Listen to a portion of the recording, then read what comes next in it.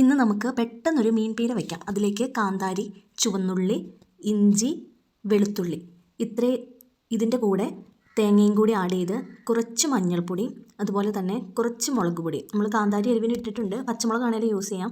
ഇത് ചേർത്ത് നല്ല രീതിയിൽ ഒരുപാട് അരയ്ക്കാതെ നന്നായിട്ടൊന്ന് ക്രഷ് ചെയ്ത് ജസ്റ്റ് ഒന്ന് ചതച്ച് വയ്ക്കാം.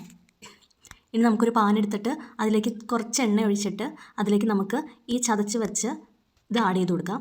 എന്നിട്ട് കഴുകി വൃത്തിയാക്കി വെച്ച മീൻ നമുക്കതിലേക്ക് ആഡ് ചെയ്ത് കൊടുക്കാം. ഞാനിവിടെ മത്തിയാണ് യൂസ് ചെയ്യുന്നത്. പിന്നെ പുളി ഇട്ട് വെച്ച വെള്ളം ഒഴിച്ചു കൊടുക്കാം. എനിക്ക് പുളി ഇവിടെ ഇച്ചിരി കൂടിപ്പോയി, ഇത്രയും പുളിയുടെ ആവശ്യമില്ല. പുളി നോക്കി ഇട്ട് കൊടുക്കാം. അതിന് ശേഷം മീനിൻ്റെ വെള്ളം ഇറങ്ങി അത് വേവാനുള്ള വെള്ളം മീനിൽ തന്നെ ഉണ്ട്. അപ്പോൾ പിന്നെ അതങ്ങനെ വെന്ത് വരാൻ വേണ്ടിയിട്ട് നമുക്കത് അടച്ച് വെച്ച് വേവിക്കാം. ഇപ്പോൾ ഇത് നന്നായിട്ട് ഡ്രൈ ആയി വന്നിട്ടുണ്ട്. ഇനി ഇതിലേക്ക് നമുക്ക് താളിപ്പ് പോലെ കറിവേപ്പിലയോ വറ്റൽമുളകോ എണ്ണയിലിട്ട് ഒഴിച്ച് ആഡ് ചെയ്ത് കൊടുക്കാം. അപ്പോൾ കുറച്ചും കൂടി ടേസ്റ്റ് ഉണ്ടായിരിക്കും. പക്ഷേ ഞാനിവിടെ അതൊന്നും ആഡ് ചെയ്തിട്ടില്ല. എങ്കിലും നല്ല മീൻ പീരയായിരുന്നു. എല്ലാവരും ഒന്ന് ട്രൈ ചെയ്ത് നോക്കുക.